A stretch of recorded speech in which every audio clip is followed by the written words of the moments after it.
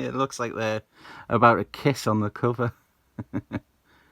Arith, it is Marvel Action Hour Iron Man issue 2 as seen on TV. When armors collide. Iron Man fighting War Machine. Robert Downton Abbey Jr. versus Roddy Rhodes. When I was at university, the campus chaplain thought that the 2 Iron Man movies were the most violent movies ever. He would always bring them up and their violence. Couldn't have a conversation with him without him announcing Iron Man 2 is the most violent movie Hollywood has made yet.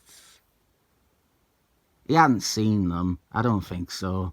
I think he saw a short clip of Iron Man fighting Ironmonger at the end of Iron Man 1, and he thought the movies were just 2 hours of that. I would like to send him this cover, framed, but I'm bad at that. I still haven't made a single move towards framing that one West Coast Avengers letters page about Wonder Man's costume being shit. This is probably based on an episode of Iron Man the Animated Series. I don't care enough to look it up. I dislike that cartoon. Issue 1 was a case where I recognised it as the first episode. But if this is an episode, I'll show its title card here. But know that I am not going to be doing any comparisons because I am not watching it. That probably makes this a weak video. A proper YouTuber would watch it, but to be honest, I think I enjoy a comic more, not having a lump of excrement to constantly compare it to. This is by Fein and Andy Williams, the same people as issue 1, and I like this splash page. Andy Williams' art is inconsistent, but a page like this I think works. There's a great thing about Iron Man, where if you have a page where it's just him in his armour, it is a showcase for an artist, because Iron Man's armour can be as reinterpreted or stylised as you want or to the artist's benefit. I like the bulkiness here. That's typically an Iron Man style I have come to like. I'm thinking of Junior. Well, second time around, Junior. Junior during Jason Byrne's run as writer. There's something Simon Waltonson about it too. I'm into the visual of Iron Man looking like that. When it comes to aesthetic, I think Iron Man should look as cumbersome as a 90s desktop PC, not as sleek and minimal as an iPad. Iron Man has gone to an asteroid to farm minerals. They're not rocks, they're minerals, Marie. Iron Man is remotely controlling his armour.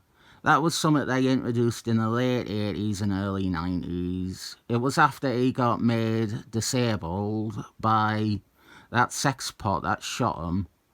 He would put on a headband and he could control his armour from the comfort of a control centre. Fantastic way to strip any drama or stakes from Iron Man. Not having a person inside it. The asteroid erupts.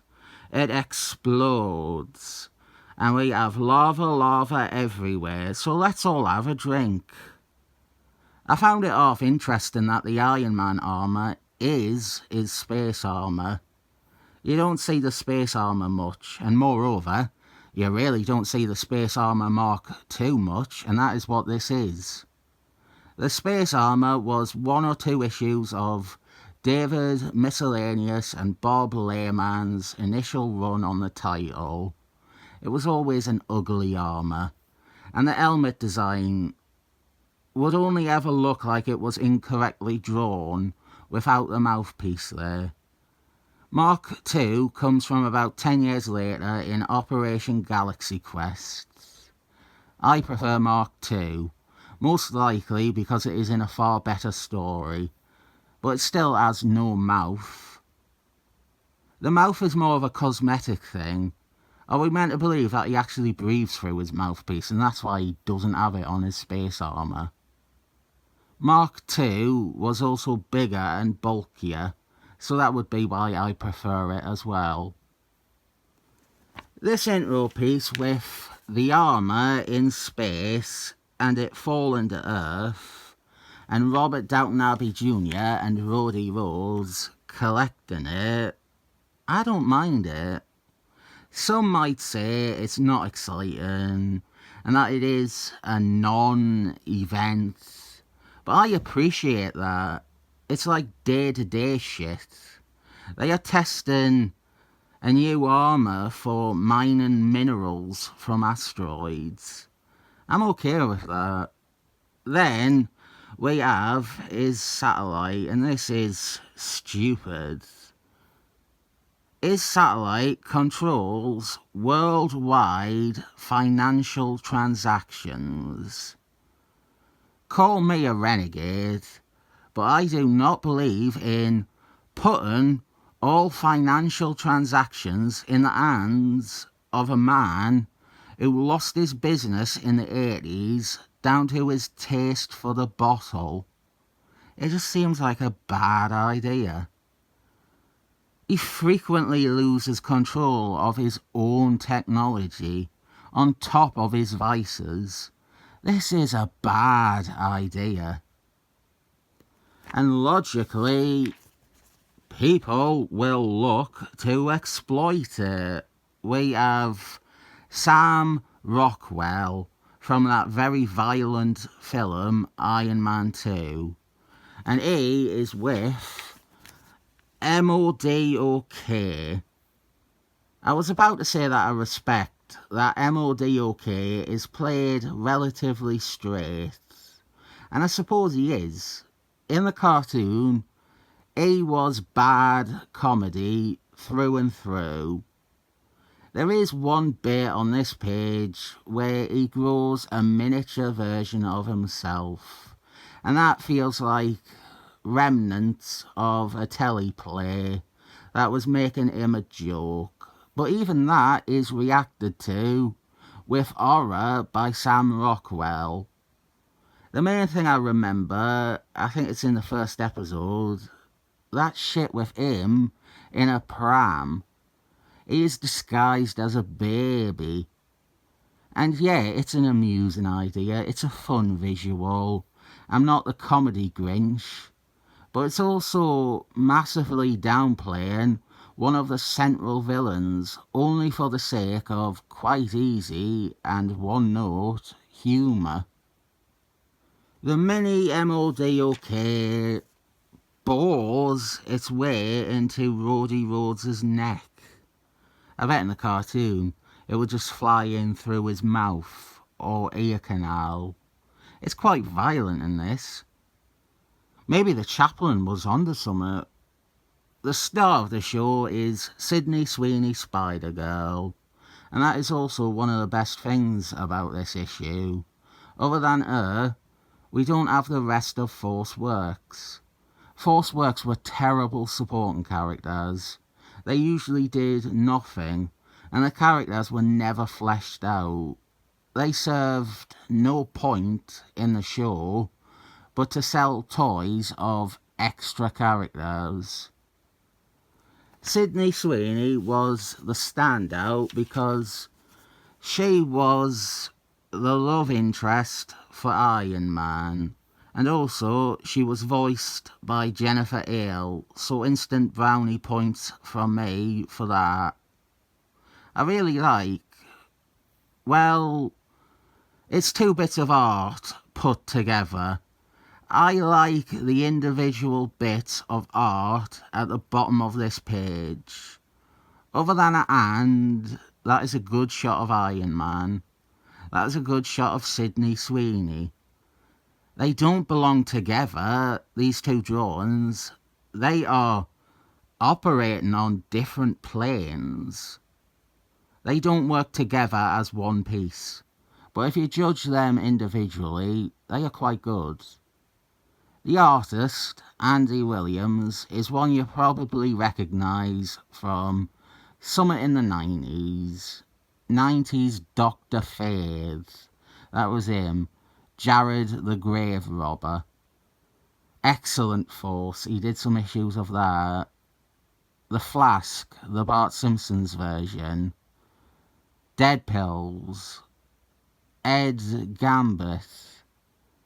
He was a regular fill-in artist on most things in the late 90s. He also did Oakham and X, which I will probably look at in the new year if anyone is interested. Using their mini M.O.D.O.K, they have taken control of Rhodey Rhodes and they are going to use him to infiltrate the satellite. And that is the reasoning for Iron Man versus War Machine. I quite like the shot of War Machine on this page.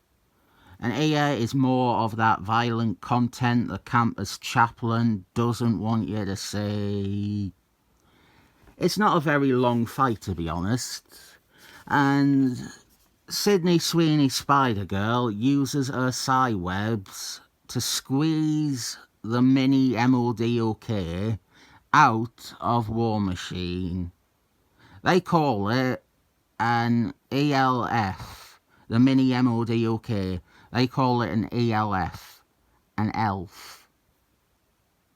I think one of the best parts of the comic is these two final pages. We have M.O.D.O.K and Sam Rockwell in a desert. Good use of a wide shot and empty space there. And we have a pretty good pin-up of our three heroes. I like that. I think it is legitimately good. There's nothing I would point to as a bit off or awkward. Maybe Sydney Sweeney's leg being missing from behind. Look at anything long enough and you start to pick flaws though. I don't think this is a great comic, but it's inoffensive. It has a very tiny amount of story, almost as tiny as the miniature M.O.D.O.K. It's probably not worth reading, but it is a vast improvement over issue 1. It's possible I am more positive because I didn't bother watching an episode of the cartoon, and that endeared this to me. I'll give this 7 mini M.O.D.O.K thumbs up.